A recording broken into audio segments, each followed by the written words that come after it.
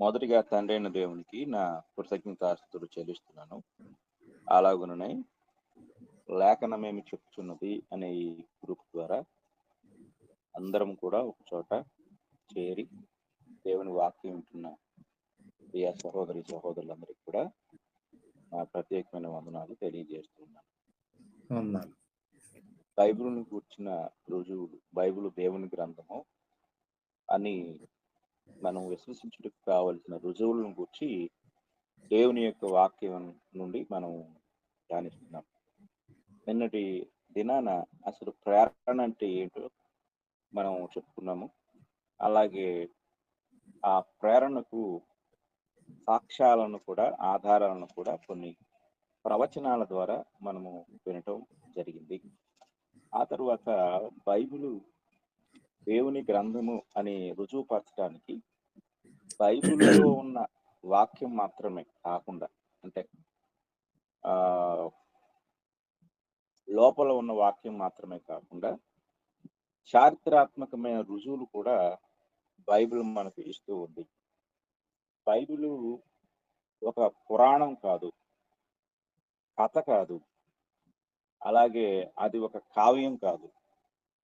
అంటే ప్రపంచంలో పురాణాలు, కథలు, కావ్యాలు రచించబడ్డాయి. అవి వాస్తవాలుగా చాలా మంది చేత చెప్పబడుతూ ఉన్నాయి.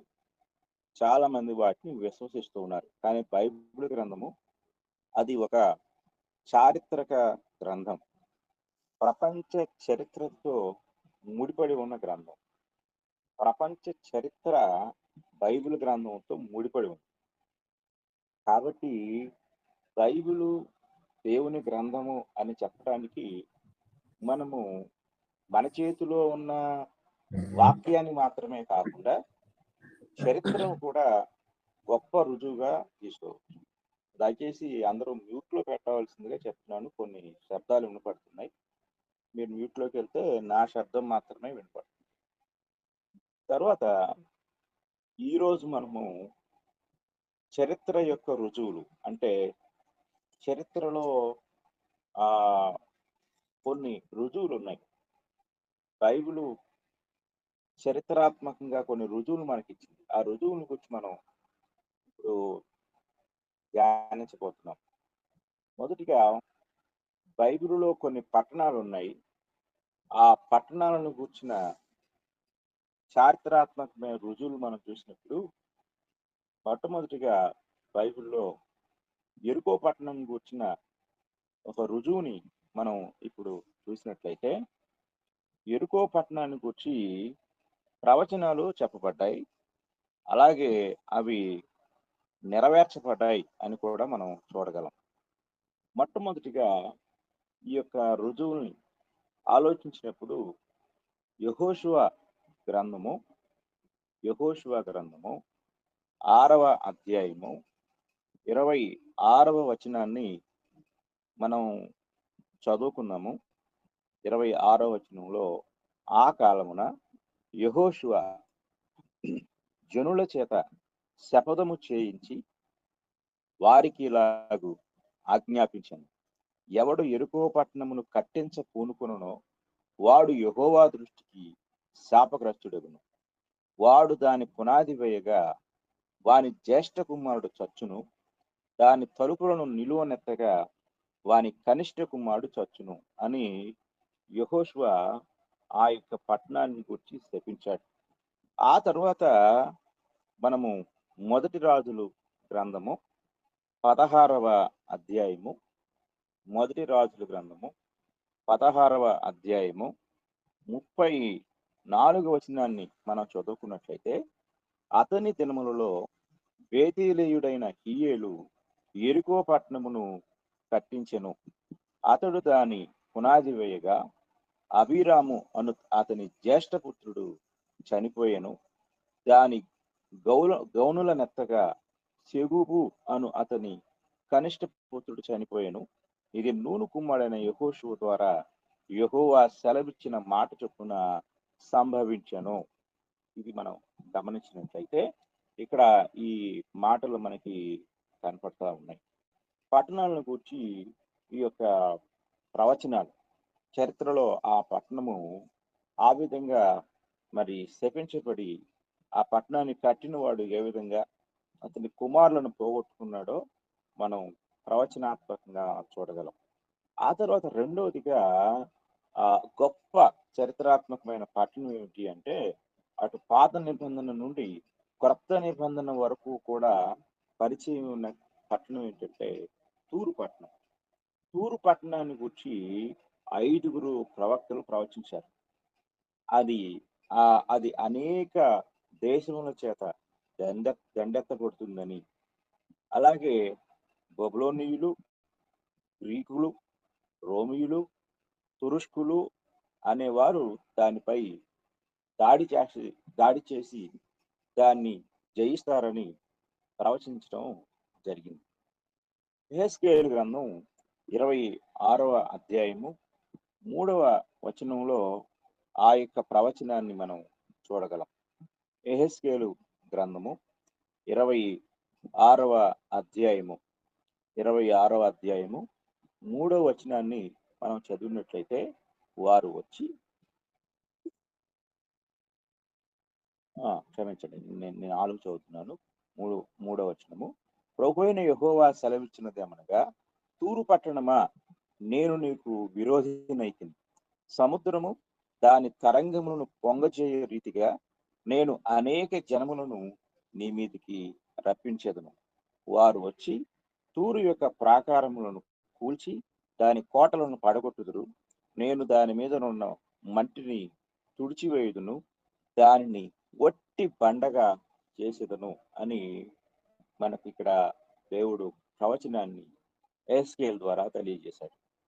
అలాగే యెషయా గ్రంథం 23వ అధ్యాయం 15వ వచనాన్ని కూడా మనం చదువుకున్నట్లయితే యెషయా గ్రంథం 23వ అధ్యాయము 15వ వచనం. ఒక రాజు ఏలుబడిలో జరిగినట్లు తూరు ఆ దినమున 70 సంవత్సరములు మరువబడును. 70 సంవత్సరములైన తరువాత వేశ్యల కీర్తనలో ఉన్నట్లు జరుగును. అంటే తూరు 70 సంవత్సరాలు మరువబడుతుంది అని మరి ఇక్కడ యెషయా ప్రవచించినట్లుగా మనం చూడగలం. బబులోను తూరుపై పడి దాన్ని కూలద్రోయటానికి ముందు రమారమి 125 సంవత్సరాలకు ముందు ఈ ప్రవచనం చెప్పబడింది.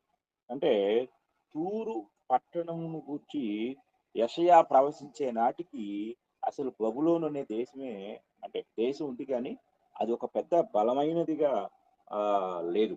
కానీ అది ఒకనాటికి అంటే 125 సంవత్సరాలకు ఒక గొప్ప బలమైన పట్టణంగా తయారవుతుంది. ఆ తర్వాత తూరుని నాశనం చేస్తుంది అని యెషయా ప్రవచించాడు. ఆ తర్వాత 70 సంవత్సరాల తర్వాత తిరిగి వచ్చిన వారు పాత స్థలంలో కట్టకుండా తీరం నుండి అర్ధ మైలు దూరం ఉన్న ద్వీపానికి వాళ్ళు వెళ్ళిపోయారు. వెళ్ళిపోయి అక్కడ ఆ పట్టణాన్ని కట్టుకున్నారు. తర్వాత తూరు నగరపు రాళ్ళు, కలప, మన్ను నీళ్లలో ముంచివేయబడి ఒట్టి బండగా అది బయటపడుతుందని ప్రవక్త ప్రవచించాడు. ఇది యెహెజ్కేలు గ్రంథం 26వ అధ్యాయం 12 నుండి 14 వచనాల్లో మనం చదివినట్లయితే కనపడుతుంది. అంటే తూరు యొక్క నాశనాన్ని స్పష్టంగా ప్రవక్తలు ప్రవచించారు. ఆ తర్వాత మహా అలెగ్జాండర్ పాత పట్టణం నుండి ద్వీపపు పట్టణానికి వెళ్ళి దానిపై పడ్డప్పుడు ఈ ప్రవచనం నెరవేర్చబడింది. ఆ పాత పట్టణము వలలు పరుచుకునే స్థలంగా మారుతుందని ప్రవక్త చెప్పాడు. అంటే పాత పట్టణము అంటే ఈ తూరు ముందు ఉన్న స్థలం నుండి తర్వాత ఇంకో స్థలానికి మారి కట్టబడింది. కానీ ఎంతో వైభవమైన పట్టణం అది. ఎందుకంటే తూరు తీర ప్రాంత పట్టణం. తూరు, సీదోనులు అనేవి సముద్ర తీర ప్రాంతాలు. సముద్ర తీర ప్రాంతాల్లో వాళ్ళు వ్యాపారం ద్వారా బాగా అభివృద్ధి చెందారు. కానీ ఒకప్పుడు ఆ ఒక వెలుగు వెలిగిన పట్టణం అది. కానీ ఆఖరికి అది చేపలు పట్టుకునే వాళ్ళు వలల పరుచుకునే స్థలంగా మారిపోయింది. అది మనకి యెహెజ్కేలు గ్రంథం 26వ అధ్యాయం 5వ వచనంలో 14వ వచనంలో కనపడుతుంది. కొత్త పట్టణం దహించబడుతుందని కూడా ముందుగానే చెప్పాడు. ఒకసారి మనము ఆమోసు గ్రంథం 1వ అధ్యాయము 10వ వచనాన్ని మనం చదువుకున్నట్లయితే, ఆమోసు గ్రంథంలో ఆ యొక్క ఆ ప్రవచనము స్పష్టంగా మనకి చెప్పబడుతుంది. నేను తూరు ప్రాకారముల మీద అగ్ని వేసేదను, అది దాని నగరులను దహించి వేయును అని ఆమోసు ముందుగానే ప్రవచించాడు. మహా అలెగ్జాండర్ తూరును వశం చేసుకోవటానికి చాలా కాలం ప్రయత్నించాడు. ఎన్నోసార్లు ప్రయత్నించి సాధ్యం కానందున చివరికి దానిని కాల్చివేయటం ద్వారా ఈ ప్రవచనం నెరవేరిపోయింది. తర్వాత కాలంలో తూర్యులు విగ్రహారాధన నుండి మరలుకొని నిజదేవుని అంగీకరించారు. అలా అంగీకరించిన దానికి సాదృశ్యంగా మత్తయి సువార్త 15వ అధ్యాయము 21 నుండి 28 వచనాల్లో తూరు ప్రాంతంలో ఉన్న ఒక స్త్రీ గొప్ప విశ్వాసం గలదని యేసుప్రభు ఆమెను మెచ్చుకున్నాడు. అమ్మా, నీ విశ్వాసం గొప్పది అని అక్కడ చెప్పడం జరిగింది. ఆ తర్వాత క్రొత్త నిబంధనలో మరొక గొప్ప విశేషమైన సంగతి ఏమిటంటే, అపోస్తలుడైన పౌలు రోము నుండి యెరూషలేముకు వచ్చే తన చివరి ప్రయాణంలో పౌలు అక్కడ ఒక సంఘాన్ని కట్టాడు. అపోస్తలుల కార్యము 21వ అధ్యాయము 3 నుండి 5 వచనాలు మనం చదివినప్పుడు అక్కడ ఆ సంఘం యొక్క ఉనికి మనకు కనపడుతుంది. రోమా చక్రవర్తి అయిన డయక్లేషన్ సంఘాన్ని శిక్షించినప్పుడు ఆ సంఘంలో వారు హతసాక్షులుగా అవటానికి సిద్ధపడ్డారు, కానీ వాళ్ళు యేసుక్రీస్తుని వాళ్ళు విడిచిపెట్టలేదు. అలాగే యేసుక్రీస్తుని ఒప్పుకునే వారిని, హతసాక్షులైన వారిని తూరు సంఘము దేవుని కొరకు బహుమానంగా ఇచ్చింది.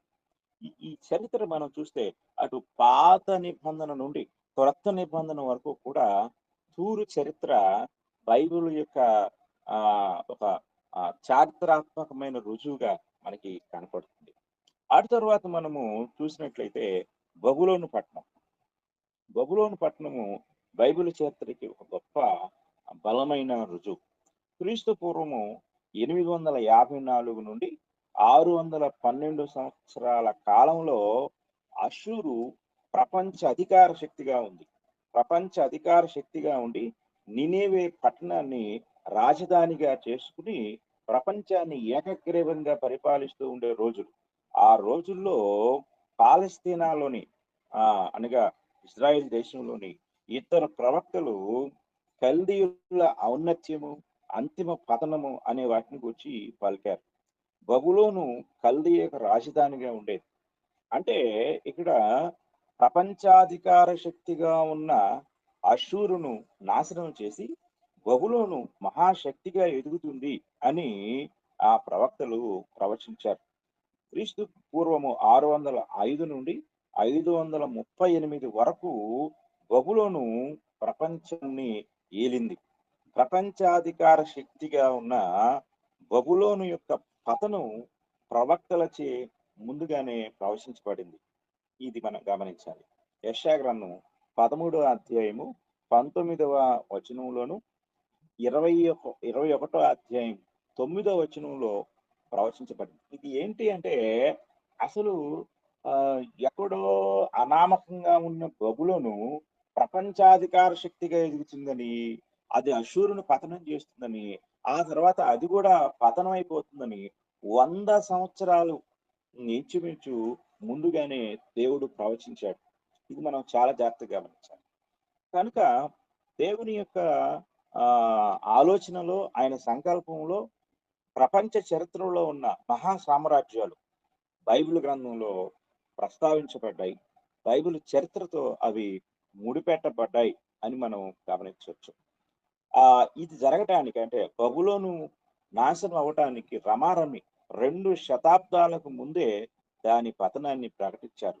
అప్పుడు కల్దీయ ఔన్నత్యం అనంతరం దేవుడు మరొక ప్రవక్తను పంపి ఆ దేశం యొక్క నాశనాన్ని గురించి చెప్పాడు. అది జరగటానికి 56 సంవత్సరాలకు ముందు అది తెలపడం జరిగింది. ఇర్మియా గ్రంథం 25వ అధ్యాయం 12వ వచనము, 27వ అధ్యాయం 8వ వచనంలో ఈ సంగతులు మనకి చెప్పబడ్డాయి. అలాగే బబులోను పట్టణం ఎంత శక్తి కలిగింది, ఎంత సామర్థ్యం కలిగింది అంటే, యెషయా ప్రవక్త కాలంలో అషూరు ప్రపంచంలోనే అత్యంత శక్తివంతమైన రాజ్యంగా ఉంది. బబులోను దానిపై ఆధారపడింది. అయితే క్రీస్తు పూర్వం 606వ సంవత్సరంలో బబులోను అష్షూరును అధిగమించి బలమైన రాజ్యంగా ఎదిగి క్రీస్తు పూర్వం 536వ సంవత్సరంలో పతనం అయిపోయింది. ఇది ఎంత అద్భుతమో మనం ఆలోచించాలి. అంటే అష్షూరు ఒక ఉన్నతమైన వెలుగులో ఉన్న కాలంలో బబులోను దానిపైన ఆధారపడింది. కానీ క్రీస్తు పూర్వం 606వ సంవత్సరం వచ్చేసరికి దానిపైన ఆధారపడిన బబులోనే తిరిగి అష్షూరుని అధిగమించి అష్షూరు యొక్క రాజ్యాన్ని తన స్వాధీనం చేసుకుంది. దేవుడు చెప్పాడు, రాజ్యములకు భూషణంగా కల్దీయులకు అతిశయాస్పదంగా చలామణి అయిన బబులోను ఆశ్చర్యకరంగా పడిపోతుందని యెషయా ముందుగానే చెప్పాడు. యెషయా ఈ ప్రవచనాన్ని పలికినప్పుడు అసలు బబులోనును స్వాధీనం చేసుకునే ఒక జాతి లేదు. ఆ జాతి ఎవరంటే మాదీయులు. మాదీయులు అనేవారు అసలు ఉనికిలోనే లేరు. అయితే మాదీయులు ఉనికిలోనికి రావటం, వాళ్ళు వచ్చి ప్రపంచాన్ని ఒక గొప్ప ఏకఛత్రాధిపత్యంగా పరిపాలిస్తూ ఉన్న బబులోనుని ఒక్క రాత్రిలోనే అంతం చేయడం మనకి బైబిల్ చరిత్రలో ఒక మహా అద్భుతం. ఇది మనము దానియేలు గ్రంథం 5వ అధ్యాయంలో చూడగలం. అంటే దానియేలు గ్రంథం 5వ అధ్యాయంలో బబులోను యొక్క పతనం ఎంత మిరాకిలస్ గా, అంటే ఆశ్చర్యంగా లేక అద్భుతంగా ఉంటుందో ఒకసారి మనం గమనిస్తే, దానియేలు గ్రంథం 5వ అధ్యాయము మనం ఒకసారి చదువుకుందాం. ఐదో అధ్యాయంలో అక్కడ మనకు ఒక గొప్ప విందు కనపడుతుంది. ఆ విందులో బెల్షస్సరు, అంటే బబులోను యొక్క చక్రవర్తి బెల్షస్సరు విందు చేసి జరిగిస్తూ ఉంటాడు. ఆశ్చర్యంగా మనము విందుతో ప్రారంభమైన ఆ యొక్క వచనాన్ని మనము చివరిగా మనం గమనిస్తే 31 వచనాలు చదువుకుందాం. ఆ రాత్రి ఎందే కల్దీల రాజుకు బెల్షస్సరు హతుడాయెను.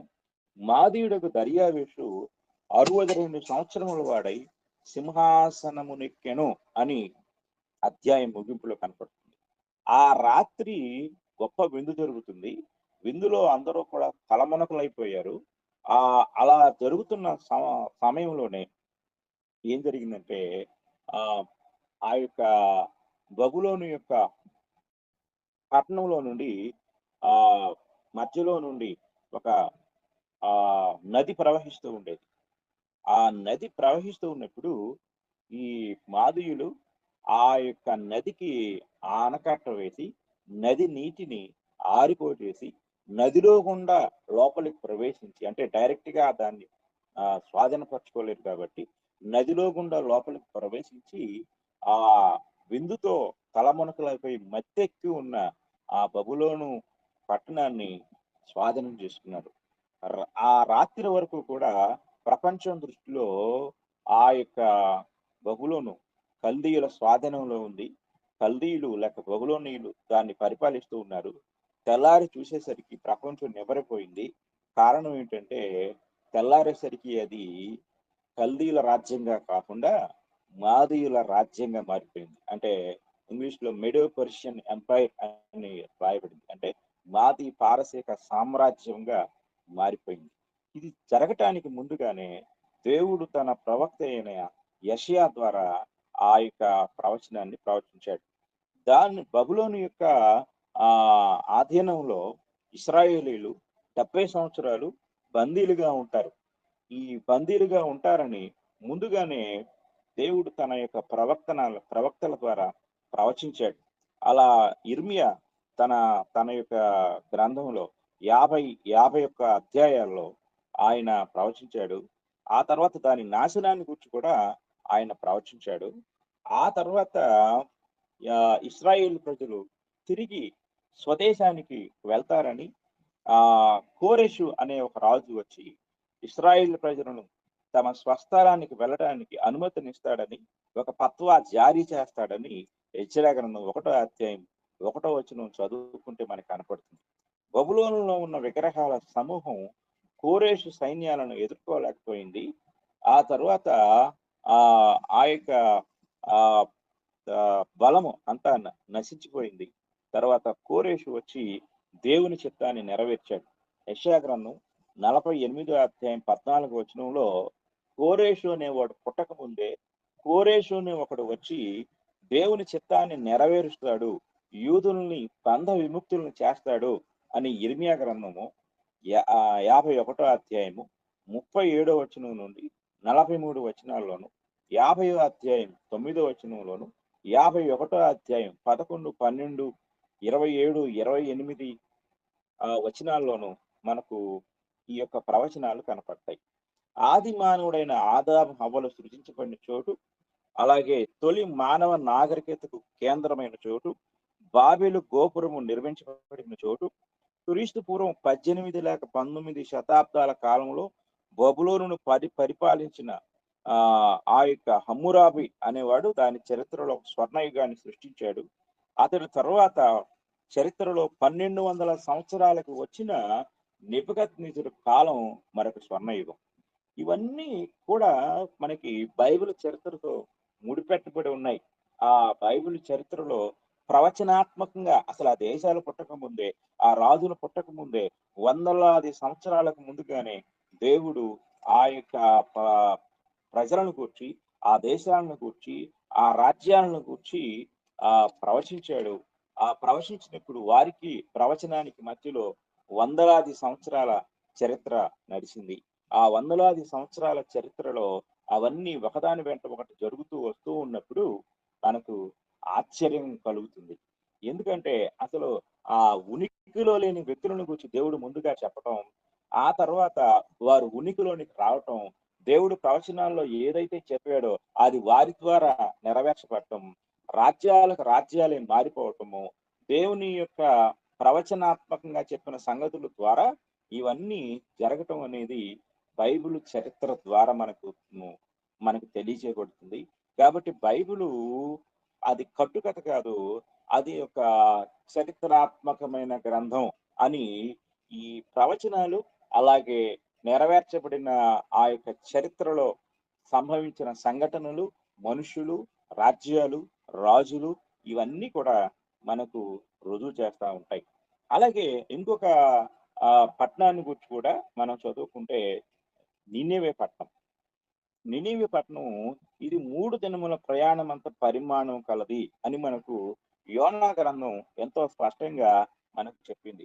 యోనా గ్రంథం 3వ అధ్యాయం 3వ వచనంలో ఇది 3 దినముల ప్రయాణం అంత పరిమాణం గల పట్టణం.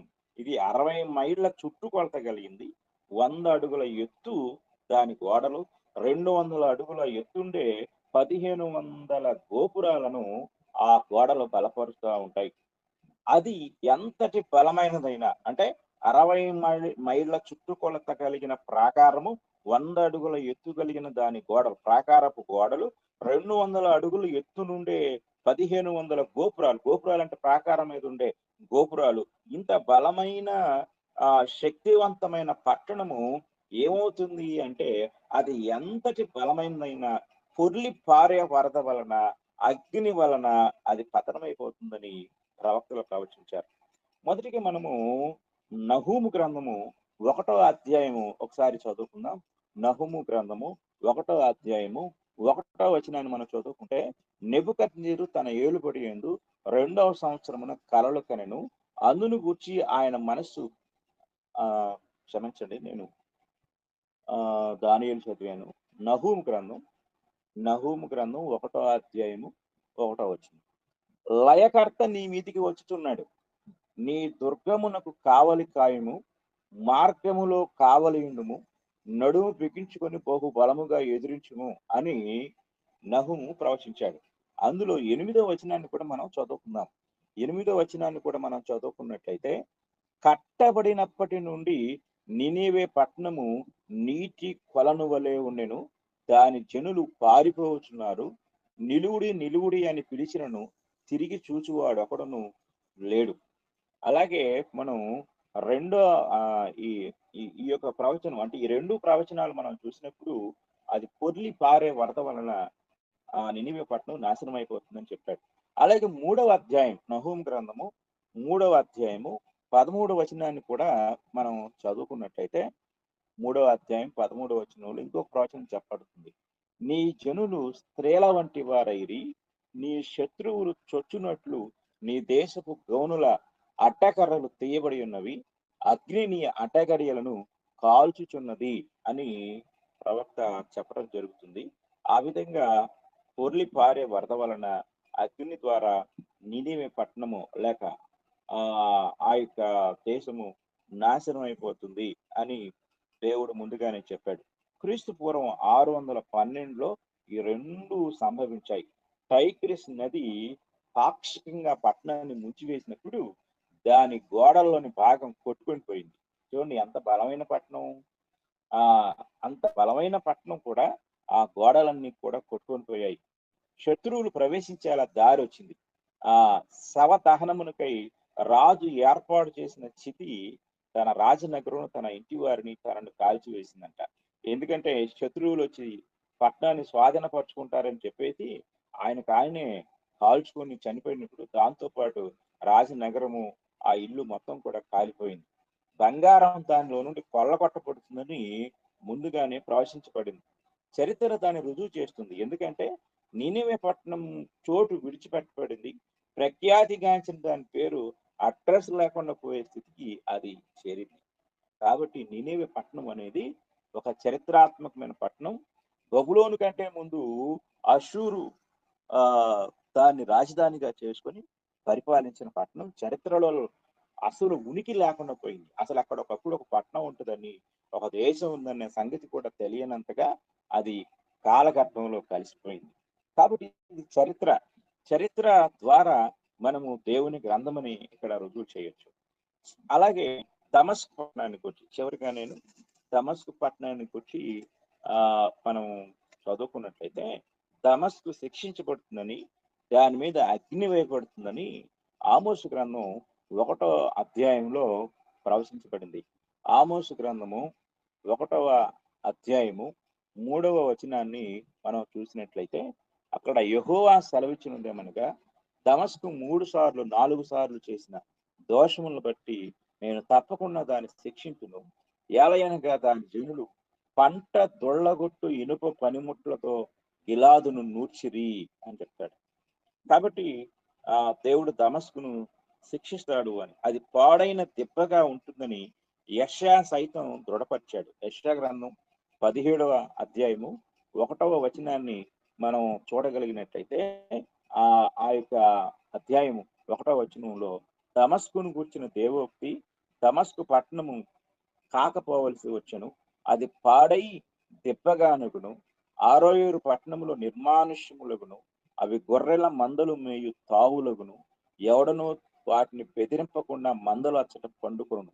ఇక్కడ ఎంత ఆశ్చర్యంగా ఉంటుందంటే, ఒకప్పుడు ఇక్కడ ఒక పట్టణం ఉంటుంది అని ఆనవాళ్ళు లేకుండా అది పోయి గొర్రెల మందలు పండుకునే స్థలంగా మారిపోతుందంట.